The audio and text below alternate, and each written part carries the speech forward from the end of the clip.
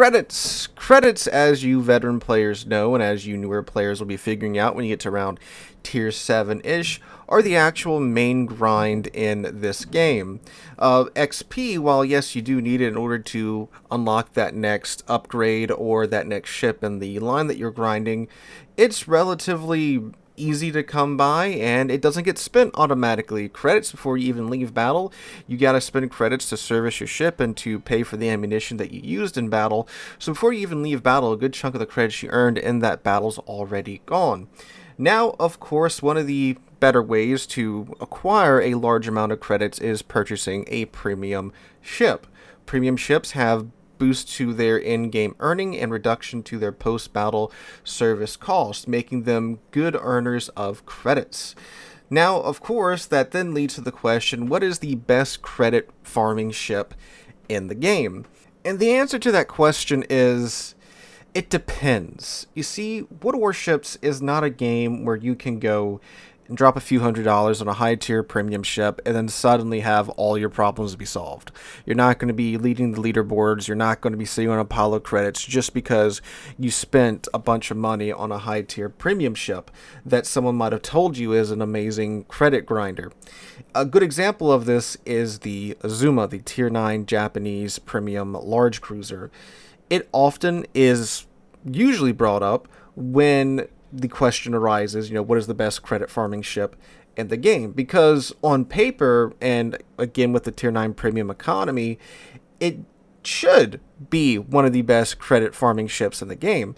You see, what it's got going for it is that you have these large Japanese cruiser guns. They're like with 305, 310 millimeter guns, just off the top of my head here, with the Japanese HE Alpha.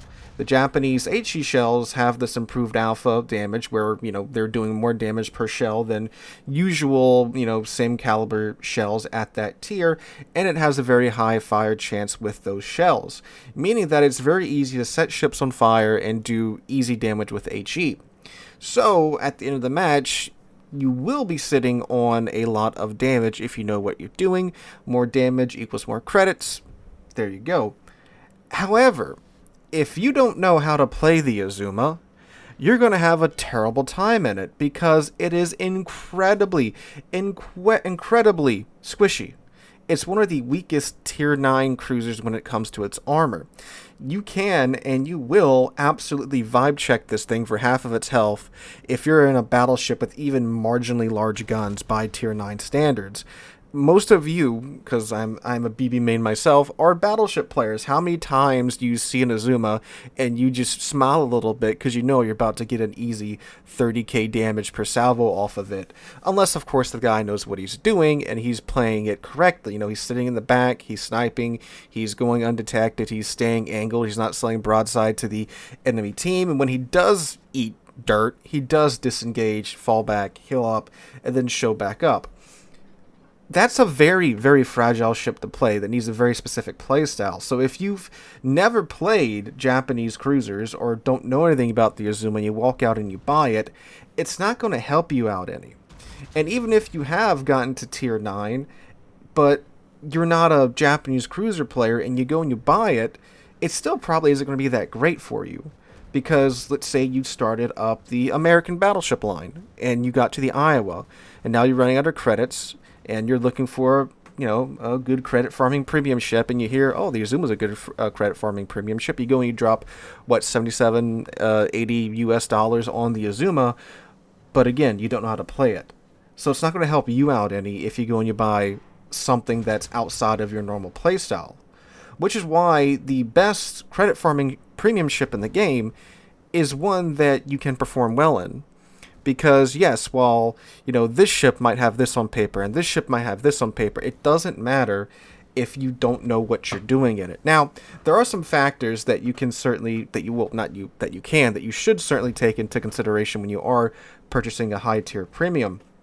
One of those is that tier 9 premium ships do have the best premium economy in the game. You see, after the economic rework, they normalized the premium economies across the board.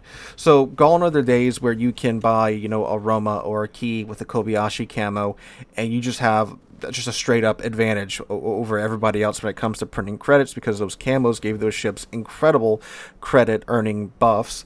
That's not how it works anymore. So all the tier 9 ships have the exact same premium economy now. So that means any tier 9 premium ship that falls within your playstyle is probably the one that you should go with if you've gotten to tier 9.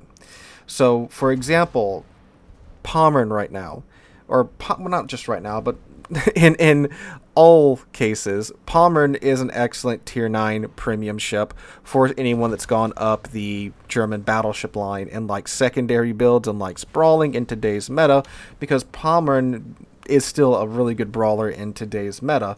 And again, if you've been playing the German battleships in that style, it's great for that.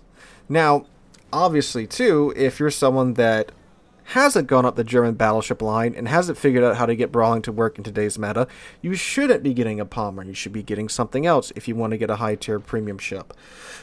The other thing too is that you should definitely get to high tier before you get a premium ship. So if you're at like tier 7-ish and you're hitting that first wall, that first grind wall, and you're like, man, this kind of sucks, this is taking a hot minute, I might want to pick up a premium ship to speed up my credit grind at least. You shouldn't go buy a tier 9 premium ship. Get a tier 7 one. Tier 7 ones are far cheaper. The economy down there, while they don't get the buffs that the tier 9 premium ships do, the repair cost and the ammunition cost at tier 7, well, the ammunition cost is kind of the same, but the repair costs are much lower at tier 7. So if you pick up a tier 7 premium ship, you're still going to be making a fair amount of credits off of that tier 7 premium ship. Duke of York is a good farmer at tier 7 because you get the British BBHE, you get the improved AP pins, and it's just a really solid ship overall. So if you're looking for a tier 7 farmer and you're playing like the British battleships or something, that's another good choice for you down there. So there's just no one size fits all answer. You have to know what you're doing regardless of whatever ship you're playing, because if you don't know what you're doing, you've just wasted $80, and now you got to learn that ship in order to get your $80 out of it, and you probably have to grind up another line to get the experience playing that ship in order to get usage out of it. Another thing to consider too is that during certain events and such, certain premium ships do better and will obviously be earning more credits because of that. Like right now, with mode shuffle being a thing, the Pommern is an excellent credit printer because, well, mode shuffle is all about close quarters combat, and Pommern's excellent at that. And right now, I mean, I'm making plenty of credits playing my Pommern in these mode shuffle modes. Although apparently, I don't know, Airship Escort has been like banished to the Shadow Realm for me. When I sat down just to get some B-roll this morning for this Pommern game in the background, I didn't get Airship Escort, and I played for like an hour and a half, and that was kind of weird, but, whatever. So yeah, those are other things to take into consideration too, because if those modes come around a lot, like Asymmetrics is a regularly occurring temporary battle type, again, ships like the Pommern are going to do well there. Same with Ranked, Tier 9 Ranked, Pommern's a solid pick for that. I'm not just saying that just because I really like Pommern. I'm just saying these are things you should take into consideration when dropping $80 friggin' on a digital item. You need to make sure you can get the most usage out of it because you're dropping $80 on this item. But those are the things you should be taking a look at when you're thinking about buying a freaking Tier 9 premium ship. Does it fit my playstyle? Am I good in it? Can I get consistent performance out of it? Because if you can get those things to line up, then yeah, it'll be a great credit printer for you. Like the Kearsarge. Kearsarge Tier 9 Premium American Hybrid Battleship. It's got 12 16-inch guns. It's got the planes and such. So if you're someone that, plays American battleships but can also play CVs, Kearsarge is a fantastic credit printer because you can get consistent damage with those planes and the 12 16-inch guns. So again, you have to get something that lines up with your playstyle and you can do well in, because that's a winning formula right there. And obviously too, there's a fair amount of tier 9 premiums that are resource ships that you can get for absolutely free for coal. And obviously that is the method I would highly recommend getting those ships for coal rather than outright buying them for $80. So yeah. Moral of the story is get something that fits your playstyle. Don't rush out and buy something just because someone told you it is like the best credit printer in the game. And I know I do the top 5 videos for the credit printing ships too, but yes, at the end of the day, finding something that fits your playstyle is the most important thing, rather than wasting the $80. Because I don't know, there's a large amount of players that's like they just want to be told what to buy, and it's like, yes, like technically on paper, stuff like the Azuma is one of the best credit printers in the game, but there's more to it than just what's on paper. You gotta, again, get something that fits with your playstyle rather than just something that the math checks out on. So that is the moral of today's video.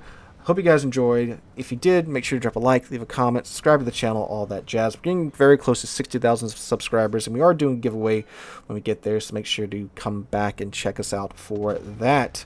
So hope you guys have a wonderful Wednesday, wonderful rest of your week. Hope to catch you guys in the next one.